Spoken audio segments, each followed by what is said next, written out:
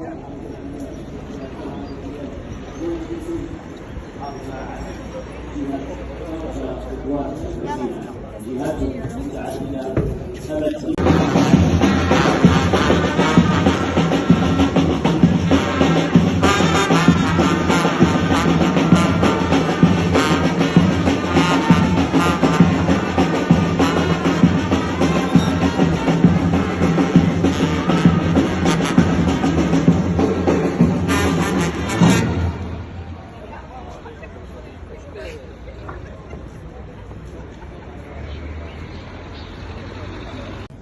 العاصمة الإسماعيلية أكيد لها من المقومات من تجعلها وجهة سياحية بامتياز.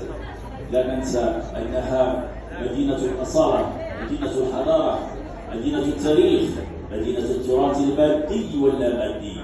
إنها فرصة لهذه التعاونيات من أجل التعريف والتسويق وكذلك الدعم المعنوي والمادي في هذه المبادرة التي أهدانا إياها مجلس جهة فاس مكناس ووزارة السياحة والصناعة التقليدية والاقتصاد الاجتماعي والتضامن. ودائما نؤكد على أنه يجب على كل العارضين الالتحاق بأنظمتهم بانتظار الوقت الرسمي الذي سنعلن من خلاله عن افتتاح هذا السوق المتنقل.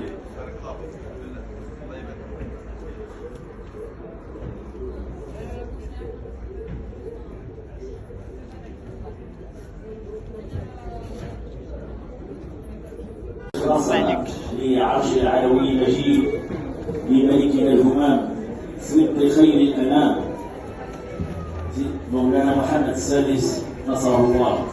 هي ذكرى عزيزه، ذكرى غاليه، ذكرى حق لنا ان نفتخر بها، حق لنا ان نفخر بملحمه وطنيه من ضمن العديد من الملاحم، ملاحم مغربيه لن تجد لها مثيلا في اي بقعه في جغرافيه العالم. تراثنا المادي واللامادي المتعدد الروافد بين عربي، امازيغي، افريقي، اندلسي، وعبري، مكونات تألمت في بقعه من جغرافيه العالم اسمها المغرب. فأهدتنا تراثا غنيا، تراثا لن تجد له نظيرا في أي بقعة من جغرافية العالم تجده في المغرب. هذه المكونات وغيرها التأمت في أرض المغرب، تفاعلت، تضامنت، وكانت حصنا حصينا للدفاع عن كانت حصنا حصينا من خلال التعرف درتي نفس الستيل ديالي والتعايش. مولانا صاحب الجلالة نفس الستيل تاع انا دارت.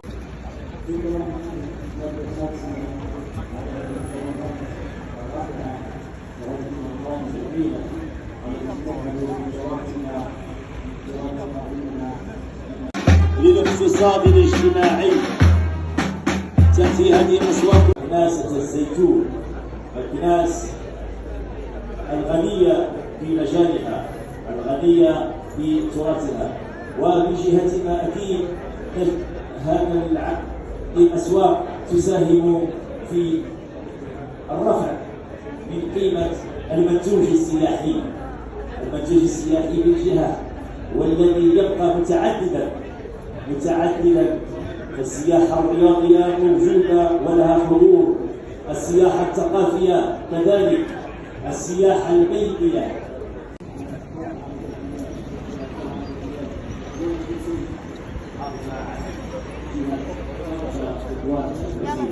جهات متعددة في كل مجال السياحة، لأن المنتوجات الصناعة التقليدية هي إحدى القطاعات التي تساهم في المجال السياحي الذي تعتبر مدينة مكناس إحدى أهم المدن.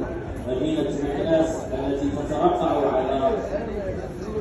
على هذه المنطقة على التل الكلسي، ولها أزيد من 10 قرون.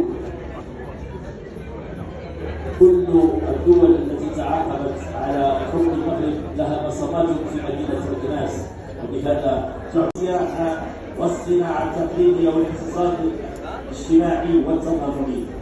مرة أخرى مسجد فاس مكناس يؤكد على أن التي تحول بمدينة مكناس واحتفال أهم وأكبر وأغلى وأعز على المغاربة ذكرى المسيرة الحمراء. لا ننسى ملهمها ومبدعها الملك جلالة المغفور له الحسن الثاني طيب الله ثراه. ولا ننسى كذلك أن نقف وقفة إجلال وإكرام لشهداء الوحدة الوطنية في هذا اليوم المبارك. في هذا اليوم يؤكد هذا التضامن بين مختلف مكونات الوطن. وأكيد أن هذا المعرض أو هذه الأسواق المتنقلة تأتي بعد جائحة أثرت على الاقتصاد الوطني بل على الاقتصاد العالمي. واليوم نحاول النهوض باقتصادنا، نحاول النهوض بكل مجالاتنا من خلال مبادرات مهمة. رصد لعرش العلوي المجيد لملكنا الهمام سد خير الأنام مولانا محمد السادس نصره الله. هي ذكرى عزيزة، ذكرى غالية، ذكرى حق لنا أن نفتخر بها، حق لنا أن نفخر كمغاربة بملحمة وطنية من ضمن العديد من الملاحم، ملاحم مغربية لن تجد لها مثيلا في أي بقعة في جغرافية العالم.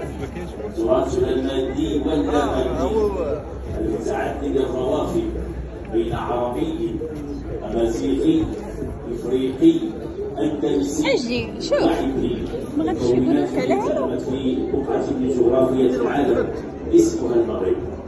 فأهدتنا تراثا غنيا، تراثا لن تجد له نظيرا في أي بقعة من جغرافية العالم تجده في المغرب. هذه المكونات وغيرها التأمت في أرض المغرب، تفاعلت، تضامنت، وكانت حصنا حصينا للدفاع عن باش نصيفط لك الفيديو. كانت حصنا حصينا من خلال التعرف درتي نفس الستيل ديالي والتعايش. مولانا صاحب الجلالة نفس الستيل تاع انا دارت.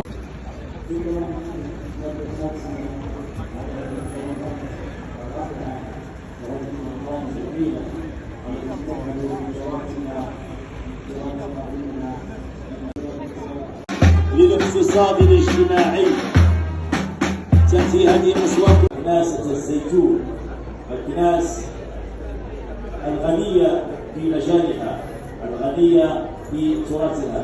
وبجهتنا أكيد هذا الأسواق تساهم في الرفع من قيمة المنتوج السياحي. المنتوج السياحي بالجهة والذي يبقى متعددا. السياحة الرياضية موجودة ولها حضور، السياحة الثقافية كذلك، السياحة الميدية، السياحة والصناعة التقليدية والاقتصاد الاجتماعي والتضامني.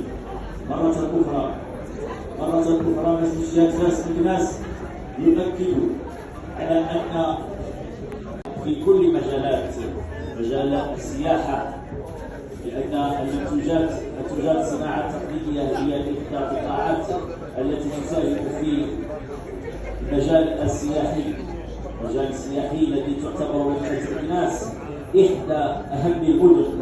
مدينة مكناس التي تترفع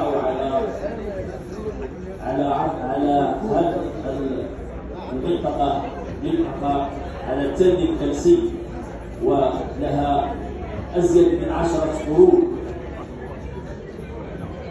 كل الدول التي تعاقبت على حكم المغرب لها بصمات في مدينة مكناس، وبهذا يؤكد هذا التضامن بين مختلف مكونات الوطن.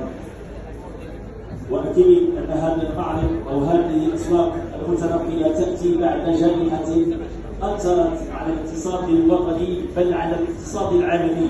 واليوم نحاول النهوض باقتصادنا، نحاول النهوض بكل مجالاتنا من خلال مبادرات مهمه التي تحول بمدينه مكناس واحتفال اهم واكبر واغلى واعز على المغاربه ذكرى المسيره الحمراء.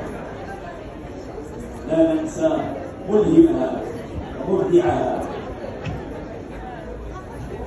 الملك جلالة المغفور له الحسن الثاني طيب الله ثراه.